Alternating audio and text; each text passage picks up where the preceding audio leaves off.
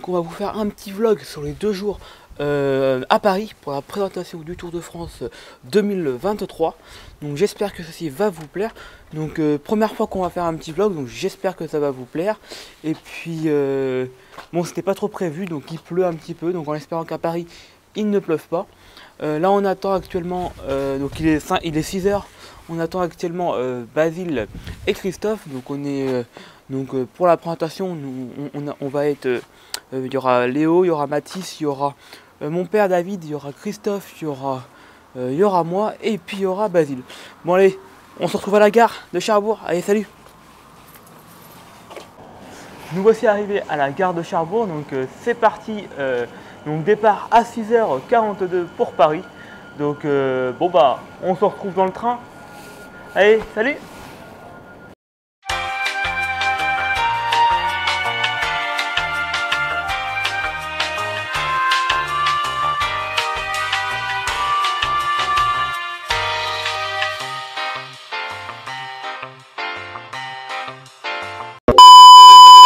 A few moments later.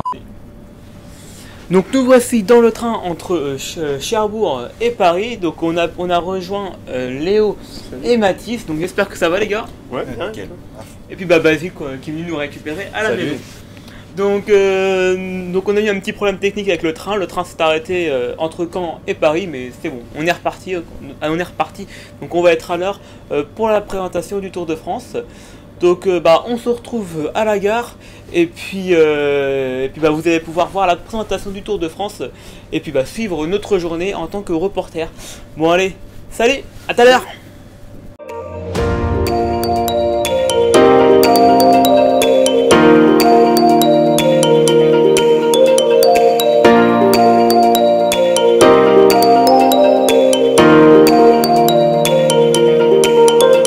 Donc nous voici arrivés à Paris, dans la vie parisienne, et plus précisément au Palais des Congrès. Donc nous avons fait le voyage avec le père d'Amaël Monard. Donc le voici ici. Donc toujours l'équipe au complet. Donc avec les gars. Et puis ben on se retrouve à l'intérieur avec les micro-cravates, puisqu'on les a coupés pour le trajet. Mais on se retrouve avec les micro-cravates. Bon bah allez, salut.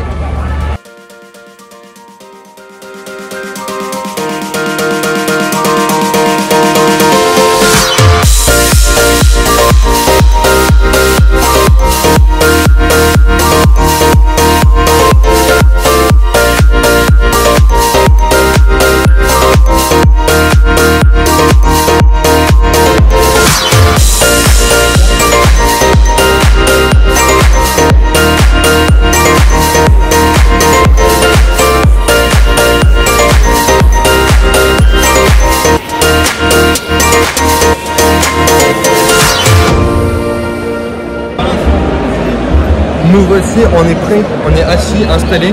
On a Mathéo qui est parti devant pour choper 2-3 interviews. Nous on est prêt dans le matériel pour vous rendre un super contenu. Messieurs, le moment est venu d'accueillir sur scène les superstars du cyclisme international. Je vous demande s'il vous plaît de faire une ovation pour les coureuses et les coureurs du Tour de France. On accueille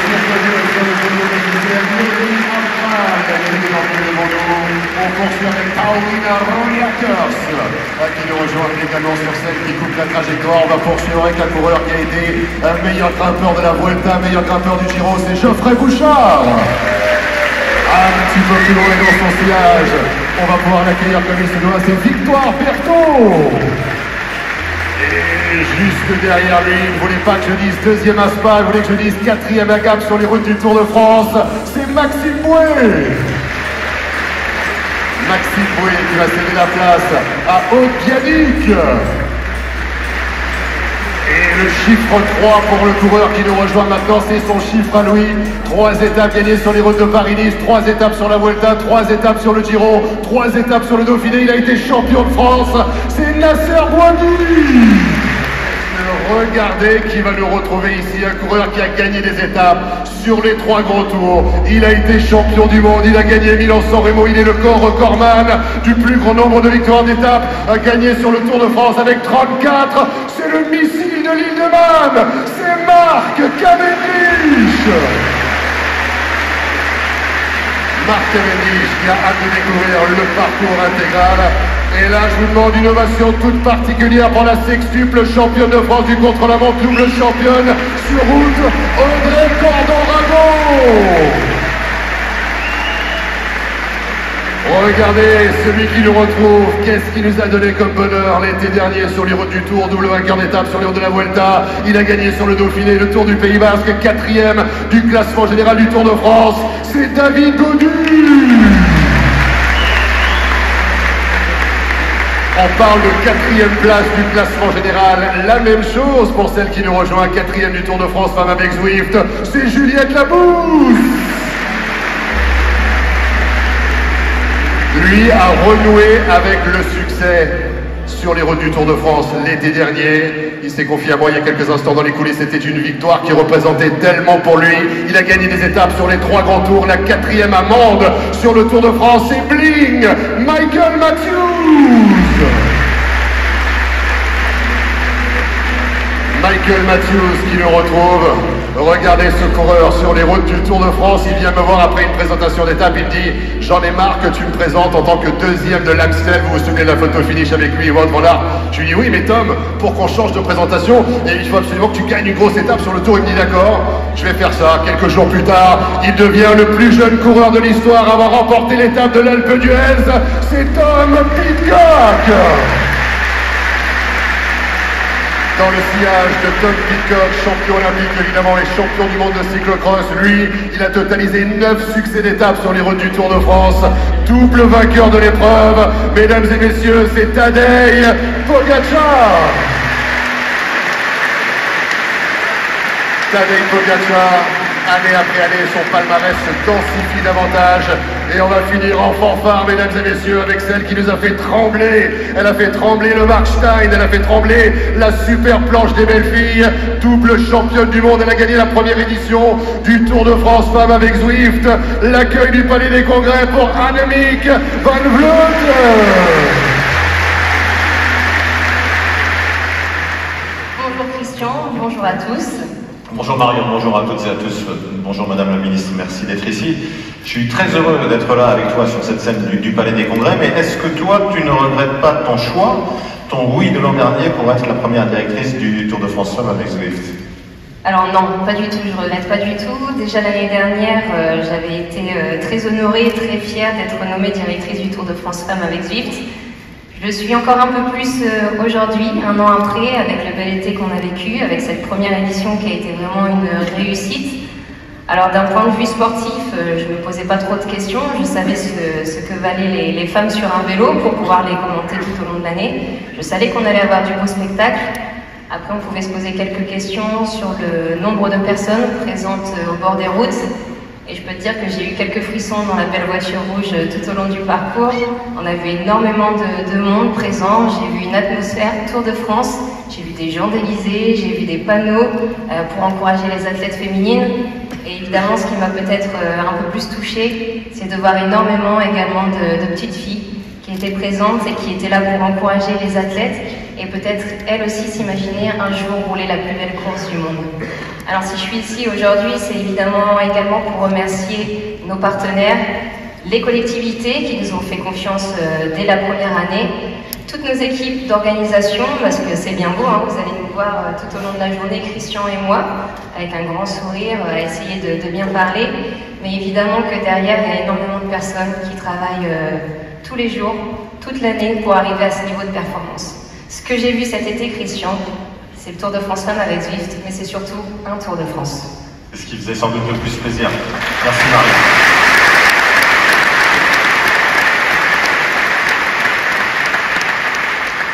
Tu évoquais le succès au bord de la route, mais le succès il était aussi franc et massif à la télévision et notamment sur France Télévisions. Oui, les audiences sont importantes, ça montre l'intérêt du grand public pour l'épreuve. Tout à l'heure, Jean-Étienne Amaury nous a parlé de 2 millions de téléspectateurs en moyenne tout au long de la semaine sur France Télévisions. Mais j'ai un autre chiffre en tête, c'est lors de la dernière étape, à l'arrivée de la super planche des belles filles. On est arrivé à plus de 5 millions de téléspectateurs, c'est du jamais vu évidemment. Et puis ça a marché en France, mais pas seulement, également aux Pays-Bas, en Belgique ou encore au Danemark. Ce succès de la première édition, on souhaite évidemment le revoir très vite, dès juillet 2023. Le Tour de France Femmes avec Zwift qui sera largement diffusé naturellement sur les antennes de France Télévisions. Alors, on a hâte. Qu'est-ce que ça va donner, ce parcours? Eh bien, allons-y, découvrons tous ensemble le parcours du Tour de France Femmes avec Zwift version 2023.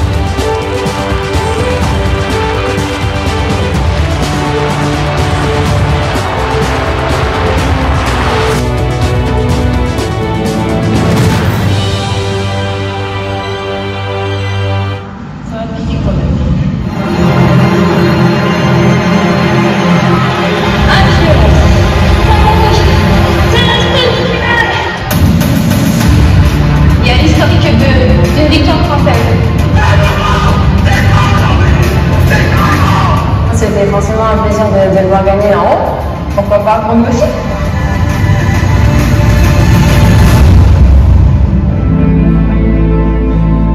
C'est dur de s'imaginer que là, il va y avoir plein de monde, qu'on va avoir l'arrivée du tour, qu'on aura tout le monde pour nous encourager.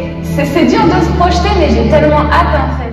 Ce qui m'a beaucoup impressionné depuis le grand départ de 1992, San Sébastien, c'est que la volonté des autorités basques a été maintes fois réitérée, quasiment tous les ans, pour demander, réclamer, implorer un nouveau départ, un nouveau grand départ du Pays basque. La passion des Basques pour le cyclisme est connue, la ferveur des supporters basques transcende les champions, et je me souviens, j'étais journaliste à France Télévisions à l'époque, je me souviens de la victoire dans son maillot orange de Roberto Iglesias, tel un Christ en croix dans les Pyrénées, à Luzardinen. On ressentait la fierté de tout un peuple.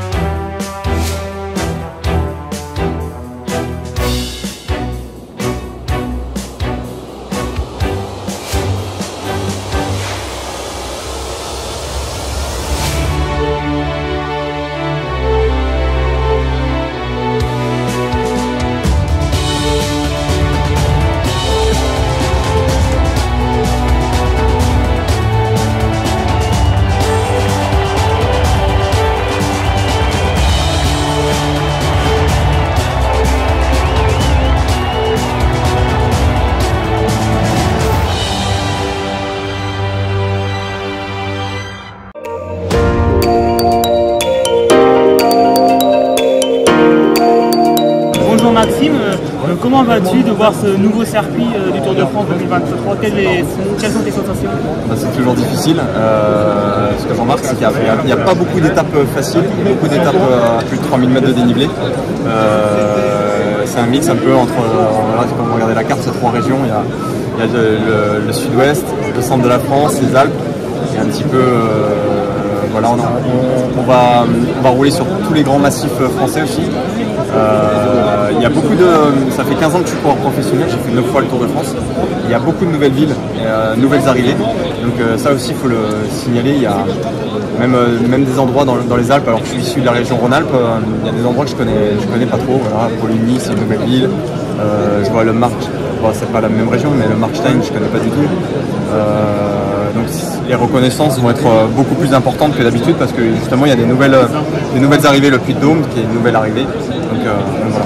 Et as-tu déjà une étape en tête qui t'a plu et que tu aimerais Moi je suis issu de l'Ain et je suis né au pied du col du Grand Colombier, donc bien sûr l'étape du Colombier. Merci beaucoup pour les réponses. Merci à vous. Bonjour à vous deux. Déjà je vous laisse vous présenter un petit peu. Moi je m'appelle Pierre, j'ai 18 ans et donc je fais du vélo depuis à peu près 5 ans. Ouais. Et je suis passionné donc ça m'intéressait et c'était sympa de venir ici. Et tu fais du vélo où exactement? Je suis à Paris, donc principalement à Paris. Et sinon l'été je vais dans les Alpes pas mal. Et moi Hugo, donc pareil je fais du vélo depuis plusieurs années. Moi je fais du duathlon en club, mais du vélo en loisir ça fait longtemps que j'en fais. Puis le Tour de France ça me passionne depuis toujours, donc ça va être super intéressant d'être là. Hein. Et vous l'avez trouvé comment ces deux nouveaux circuits masculins et féminins? Vas-y. Ok, franchement, féminin il est pas mal avec le Tourmalet, c'est quand même assez emblématique donc c'est cool. Et puis masculin il est pas mal, mais après les Pyrénées ont été un peu courtes et par contre les Alpes ça va être un vrai chantier donc ça va être pas mal. Puis le retour du Puy-de-Dôme, moi je suis super content parce que j'habite juste à côté, donc ce sera un super spectacle. Et puis comme tu as dit, les Pyrénées, les Alpes, tous les massifs qui sont représentés, c'est super. Hein. Donc déjà des étapes en tête pour aller voir les différents coureurs Évidemment, même les faire hein, s'il y a l'occasion. Super, merci beaucoup pour l'interview. Merci à vous. Bonjour David, quel est ton ressenti de voir ce nouveau circuit du Tour de France 2023? C'est un beau Tour de France qui va être presque pour les purs grimpeurs, je dirais, parce qu'il y a quand même beaucoup de montagnes et très peu de chrono, donc ça forcément c'est avantageux, donc voilà, on a forcément hâte d'y être. Et as-tu déjà une étape en tête Ouais, c'est sûr que l'étape du 14 juillet au Grand Colombier, ça reste pour un Français, je pense, gagner un 14 juillet là-haut, ce serait exceptionnel. Super, merci beaucoup pour l'interview. Bonjour, comment allez-vous? Je vous laisse vous présenter déjà. Bernard Thévenet, ancien coureur, ancien commentateur. Et comment avez-vous trouvé ce circuit, ces deux nouveaux circuits masculins et féminins 2023? Alors, féminin, c'est un parcours qui me paraît difficile. Hein. Le final est quand même assez corsé. C'est un parcours qui est, on va dire, pour les féminines, c'est sélectif. En ce qui concerne le tour masculin, c'est sélectif aussi parce que la dernière semaine et même la dernière étape elles sont sélectives. Donc j'espère qu'il y aura ce nouvel état d'esprit qu'il y avait cette année dans le Tour, c'est-à-dire qu'il n'y aura pas trop de calculs. Parce qu'avant, un circuit difficile comme celui-ci, je pense que beaucoup de coureurs ou de staff surtout auraient calculé en disant « il ne faut pas faire trop d'efforts au début, il faut attendre et tout ». Donc on serait resté sur notre fin de moment. Mais là, avec les nouvelles générations de coureurs, je trouve qu'ils sont beaucoup plus... beaucoup plus offensif qu'avant. J'espère que ça restera le même état d'esprit parce que le parcours est vraiment fait pour des coureurs offensifs. Et avez-vous des étapes en tête qui pourraient, je sais pas... Ce sont les étapes de montagne qui vont faire la différence, ça c'est sûr, oui. D'accord, merci beaucoup pour votre réponse. Il y a beaucoup de... surtout dans les Alpes. Hein. Enfin, il y a le Puy-de-Dôme déjà. Le Puy-de-Dôme, logiquement, ça doit faire des écarts dans le Puy-de-Dôme. Hein. Parce que ça monte pas pendant très très longtemps, c'est que 5 km, mais ça a toujours fait des écarts. Le tout, encore faut-il que les coureurs aient envie d'attaquer. Ça, c'est parce que s'ils attendent le dernier kilomètre pour attaquer, bon, c'est sûr que ça ne fera pas ça ne va pas creuser beaucoup. Mais puis après, dans les étapes des Alpes aussi, hein, il y a des arrivées en sommet, même dès les Pyrénées aussi. Hein, oui, avec l'arrivée à Cauterets, ça peut faire des dégâts. C'est aussi le problème pour les coureurs et les équipes, c'est qu'il faut avoir des coureurs en bonne condition physique dès le départ, parce que c'est dur dès le départ. Et puis il faut être en bonne condition physique jusqu'à la veille de l'arrivée. Donc c'est pas évident. C'est pas évident. Il faut avoir le leader doit être en bonne condition, mais les équipiers aussi. Donc ça va être une sacrée sélection pour trouver les coureurs qui sont capables de tenir comme ça pendant 3 semaines. Super, merci beaucoup. Voilà, la présentation du Tour de France est terminée. J'espère que les interviews vous ont plu. Et nous voici à McDo, prêts à manger. Bon appétit à vous.